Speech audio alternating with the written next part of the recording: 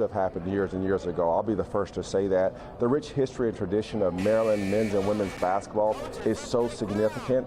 So this is something that both programs deserve. I'm just glad that we've arrived, and it tells people around the country that Maryland's here to stay, and we're coming. At the conclusion of Ravens minicamp, Marlon Humphrey left the team with a message. When we come back, we want everybody to be putting in as much time into football as you can. While the Ravens enjoy some time off, they'll be getting ready for training camp around this time next month. The team has announced its schedule for training camp, which features 18 free open practices at the Under Armour Performance Center beginning July 26th, an afternoon practice at M&T Bank Stadium July 29th, and 2 joint practices with the Commanders August 15th through the 16th. Check out BaltimoreRavens.com for more information on how to attend those practices. Still ahead, one Baltimore native's dream will likely come true tonight at the NBA Draft. We'll tell you where Kem Whitmore is headed on the late edition of Sports Unlimited.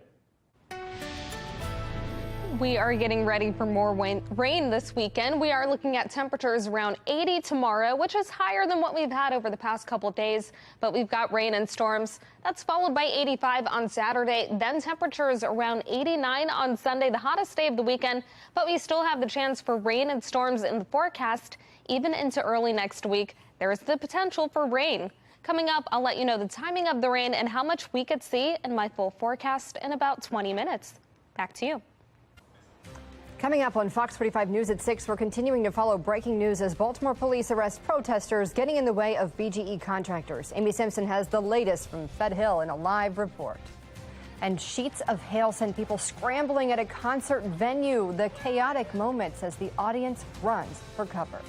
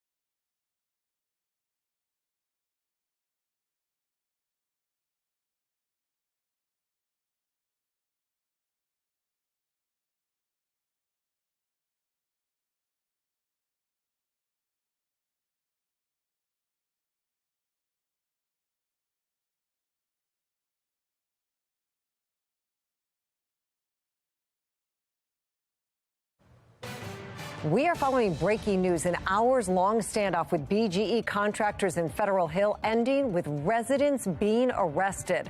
Fox 45's Amy Simpson is standing by with the very latest.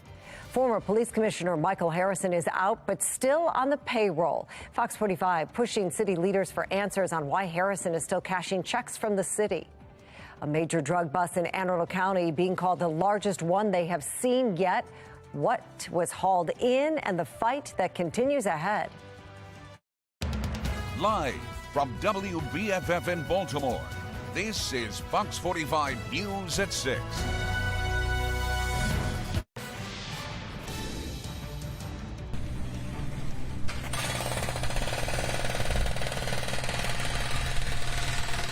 Breaking news just before 5 o'clock today. BGE contractors begin work in Federal Hill after an hours-long standoff ended with residents being arrested by Baltimore police. The residents outraged at the new valves that are going in on the outside of their homes. Well, 3 residents who were protesting were cuffed and put in the back of a BPD van shortly before the drill was brought in. Good evening, everybody. I'm Mary Bubala. As BGE installs new gas lines, valves, and meters across the city, residents are pushing back over what they say is a dangerous eyesore and a lack of notice from the utility. Amy Simpson's been covering this standoff all day long. And Amy, as the work gets underway in Federal Hill, bring us up to speed on how this all unfolded today.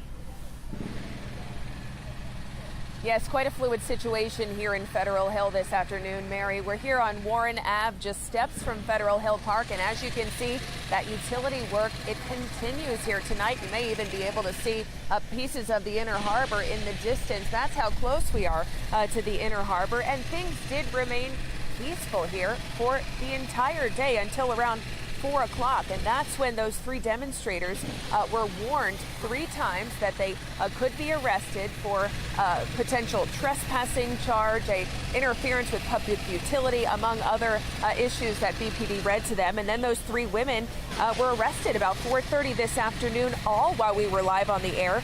The women each had their hands zip-tied before they were put into the back of a paddy wagon. The utility workers were all standing by watching this unfold, some of them even recording it on their phones. Now, Tharu Vignaraja is an attorney for those demonstrators. He told me that he will be moving forward and filing a lawsuit asking for a temporary restraining order to halt these external regulators from being installed by BGE. We don't have cops enough for carjackers and killers, but for 3 women that were trying to stand up for their community and protect the historic character of Baltimore, all of Baltimore, BG&E ought to be ashamed of itself. Now, in a lengthy statement this afternoon, BGE said, in part, today residents interfered with its scheduled work in Federal Hill by purposefully entering an active work site. This action put our contractors at risk of injury. BGE says it safely stopped work to allow the proper authorities to intervene and will continue that work when it's safe to do so. Again, that work did begin, I would say, within minutes, if not less, of those women being put into the back of that paddy wagon. I will say that we'll have that full statement from BGE up on our website, foxbaltimore.com. Our crews arrived here on scene in Federal Hill about 10 o'clock this morning, and we did not see those demonstrators interfere with crews or equipment here on site. We're live in Federal Hill. Amy Simpson, Fox 45 News. Amy, thank you. Also breaking tonight, a tragic end to that search for the Titan submersible. The Coast Guard and Ocean Gate saying the entire crew has died. Officials say they identified debris from the sub not far from the remains of the Titanic, leading them to believe the vessel imploded in the ocean. As we said, all of the crew members have died. That includes Ocean Gate CEO, who helped design the craft, and 4 other passengers on the ocean floor. Today, a remote operated rover found what's believed to be the Titan's tail cone along with pieces of the hull. On behalf of the United States Coast Guard and the entire Unified Command, I offer my deepest condolences to the families. I can only imagine what this has been like for them, and I hope that this discovery provides some solace during this difficult time. The Coast Guard says it is still not clear what exactly caused the ship to implode. A live look now at weather conditions across our state. You're looking at the Inner Harbor, Towson, and Ocean City. We have been seeing on and off showers for days now. It could be more days like this ahead. Meteorologist Jasmine Lomax in with the very latest for us. Jasmine? Thanks, Mary. We are keeping close watch on the radar right now as we have showers around our area. What we're dealing with in Maryland is mostly light rain, a little bit of drizzle, and cloudy skies, but rain chances increase overnight. This is going to be beneficial. Areas in the lighter orange under a moderate drought, while areas in the dark orange are under a severe drought, and then areas in yellow dry. But for all of the state, the rain over the next several days will help to improve conditions. I'll let you know the timing of the rain and how much rain we could see coming up in my full forecast. Back to you. We cannot discuss someone's personnel things in the public. Former police commissioner Michael Harrison is out of office, but he remains on the city's payroll. The mayor confirming today, despite Harrison's sudden departure, his $275,000 salary remains intact. Fox 45's Rebecca Pryor demanding accountability for your tax dollars. Yeah, we now know your tax dollars are still paying Harrison's salary. But when we asked just how long city residents will have to foot the bill for a former city employee, Mayor Scott remaining tight-lipped. 2 weeks ago, Good morning. Michael Harrison abruptly announcing his departure from the department. This was the most opportune time for me to pass the torch. But today, the mayor confirming the former commissioner still cashing checks from the city. His salary is something that's public information. And yet, how long that salary will last isn't. But so will he be paid till the end of his contract? He will be paid in accordance with the contract and how he's leaving the city of Baltimore. We cannot discuss a personnel matter in public about someone's contract, and we cannot do that. It's an HR issue. According to Harrison's contract, if Harrison's fired without just cause, the city will pay the remaining 8 months of his 5-year contract, totaling about $180,000 taxpayer dollars. But if Harrison resigns, he's required to give 90 days notice and is not entitled to severance pay. However, when asked to disclose the details of Harrison's exit, He told to me when he came here that he wanted to hand it off to someone here, local, homegrown within the police department. That is the decision that was made, and we're going to keep saying that because it's the truth. But why make it? Next. the mayor cutting us off and refusing to answer questions after the press conference. So we sent follow-up questions to his office, asking for clarity. Was Harrison asked to resign, or did he resign on his own accord? And if it was his decision, why resign 8 months before his contract ended? As of News Time tonight, no response. That's why taxpayers don't trust politicians. Taxpayer advocate David Williams arguing because Harrison's salary is paid with public dollars, how long he's paid and for what services should be public as well. This is transparency 101. You're talking about someone who isn't working anymore and is just sitting at home getting the salary, and a very generous salary at that. The questions linger as Harrison's wife posts this cryptic image to social media, a photo of Harrison smirking over a chessboard, stating no caption needed. In other words, he made a chess move. But political analyst John Deedy skeptical of the move's timing and who truly made it. I think Mayor Scott had a hand in this. You have an election coming up next year. In many ways, having him leave early and bringing a new person in, you're kind of hitting the reset button. The appearance of a fresh slate brought by a new face to public safety in a city still plagued by violence. Additional questions that we've been asking the mayor's office. When was Harrison's official last day with the city? And when will acting Commissioner Worley's confirmation hearing be scheduled? But again, as of News Time tonight, have not heard back. Reporting from City Hall, Rebecca Pryor, Fox 45 News.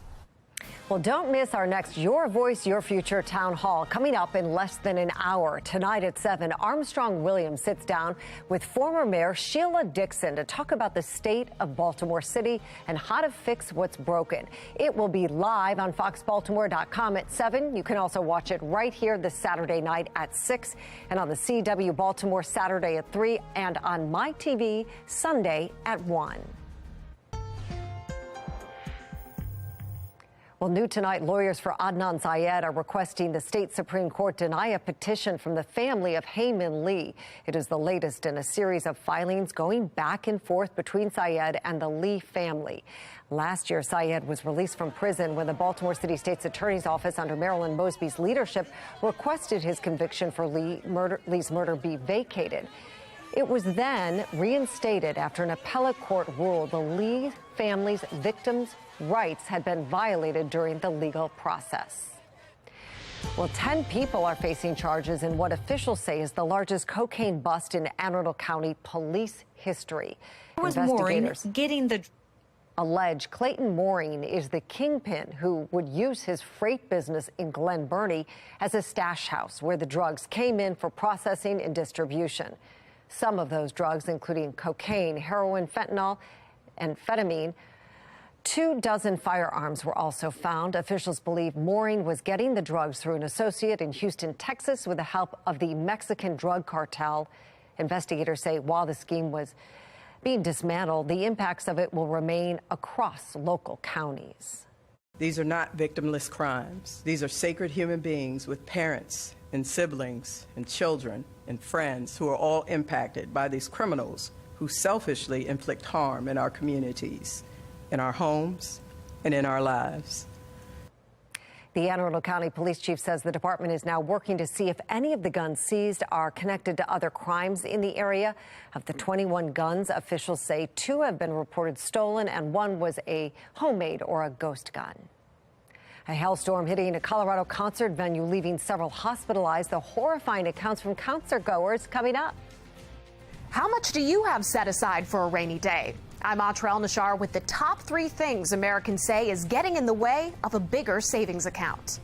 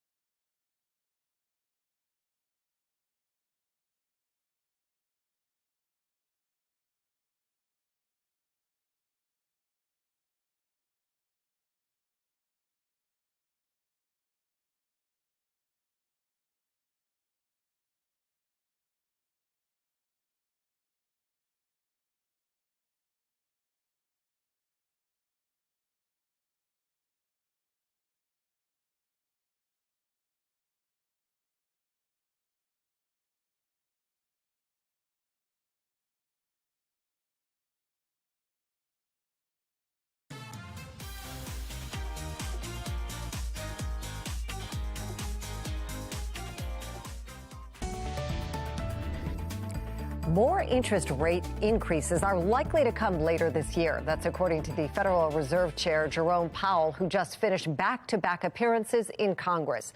National correspondent Atra El-Nashar has more of what he said and what it could mean for your paycheck.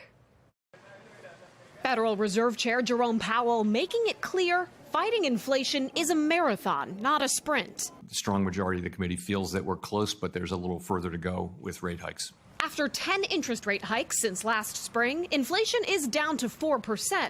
Their target rate is 2%. One clear sign of progress. I believe now on a 12-month basis that overall wages are moving up faster than inflation. Powell reiterating it will take time for the full effects of the rate increases to be felt by the broader economy. But each one has real-time impact on credit card rates, mortgages, and the unexpected. Unplanned expenses are inevitable, and your emergency savings is the buffer between you and high interest rate debt when those unplanned expenses occur. And that's particularly important right now. Credit card rates are north of 20% on average. But Bankrate's annual emergency savings report shows Americans are not getting much better at saving. Only 48% of adults say they have enough to cover 3 months' worth of expenses, an improvement of just 1 point from last year. What is improving significantly is how many Americans seem to recognize the importance of savings. Just 22% say they have no savings at all, a 13-year low. And there's nothing like the economic gyrations of the last few years to really drive home that point. What's keeping people from saving more money? Bankrate found the top 3 reasons are rising prices, rising interest rates, and changes in income or unemployment status. The labor market is still red hot with far more open jobs than there are people looking to fill them, but it is cooling a bit. On Thursday, we learned that new weekly jobless claims held steady at 264,000, according to the Labor Department. In Washington, I'm Atrell Nashar. A hailstorm at the Red Rocks Amphitheater last night in Colorado, leaving nearly 100 concert goers injured. Video here showing golf ball-sized hailstones pelting people as pathways become flooded. At least 7 people were taken to the hospital with non-life-threatening injuries. Fire officials say the injuries ranged from cuts to broken bones. It's crazy. Concert goers describe hiding behind concession stands and using backpacks to protect themselves from the falling hail. People were like walking down as fast as they could, and then this hail started belting like everyone in the head. All of a sudden, people started like running. They were tripping over each other. We're trying to run for cover, like screaming in like agony. We have so many like goose eggs. We have bruises on ourselves. Babies were crying. It was scary. Former One Direction member Louis Tomlinson was set to take the stage but canceled after postponing the show twice. We are dealing with rain around the state, and you can see just how gray and gloomy and cloudy it is over Baltimore and over Towson. You can see that rain moving into the state on the HD radar, all as part of our next weather maker. That's going to lead to showers tonight, and then more rain and the potential for storms tomorrow. 66 for the current temperature. We do have reduced visibility. That is down to 2 miles, so be safe as you drive. We are keeping track on the HD radar. It's not picking up on that very, very light drizzle, but we are seeing some moderate and even heavy rain to our south and also to our west. It's closer to this low pressure system. As that lifts north, we will have the increased chance for showers, and that starts tonight, leading us into the morning. Current temperatures are mostly in the 60s around the state. We'll stay in the 50s and 60s overnight, staying pretty mild. Notice around 10, 11 o'clock, we're looking at mostly cloudy skies, but showers follow. At times, there could be a few pockets of heavy rain. This continues past daybreak into the morning, so you may be driving on wet roads for your commute. The rain continues into the afternoon when we could have storms and again heavy rain at times. This continues off and on throughout the evening and into the night. We're looking at a mostly dry start to Saturday, but later in the day there will be the chance for more rain and potential storms. That's followed by another round of rain and storms on Sunday. Then we've got increased rain chances on Monday and Tuesday, the chance for scattered showers on Wednesday, and after that, mostly dry on Thursday, finally getting a break from some of the rain. We're talking up to 3 inches of rain around the Baltimore area. This is going to be beneficial. Much of the state under a moderate or severe drought. So all of this rain is going to help to improve conditions around the state. We're also keeping watch on Tropical Storm Brett as it moves near the Barbados. It's expected to enter the Caribbean where it will begin to weaken. We're keeping watch on Tropical Depression 4. That's expected to strengthen into a tropical storm late tonight or early tomorrow morning. Then it will weaken into a depression as it continues over the open Atlantic. Temperatures tonight drop to 65 with a chance for showers. Then tomorrow, we're getting ready for higher temperatures finally. We'll be in the upper 70s and the low 80s, but we're still talking the chance for rain throughout much of the day, along with potential storms. Coming up, I'll have a look at how long the rain lasts and how warm temperatures get this weekend in the exclusive 10-day forecast. Weather Window, presented by the National Weather Desk. Devastation in Matador, Texas. A powerful tornado hit the small North Texas town. At least 4 people were killed and 10 others injured in what the fire department calls an unprecedented tornado. There were also reports of softball-sized hail and hurricane-force winds. As these images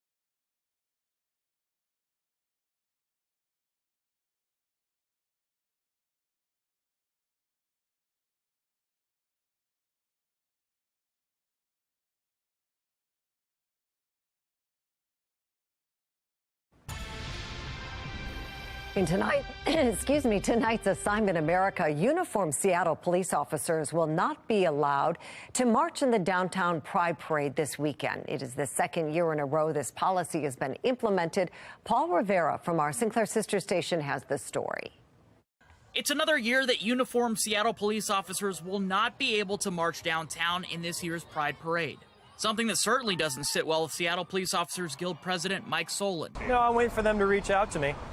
And we used our statement in hopes that they would change their course of action. The Guild represents police officers in the city, and Solon says regardless of the stance from organizers, police still have to work security. I think it's hypocritical that if you're maintaining that you don't want to have police officers, which has been the history here for decades, to march in the parade, but you're okay with them in uniform protecting the parade route, it's a bit of a double standard.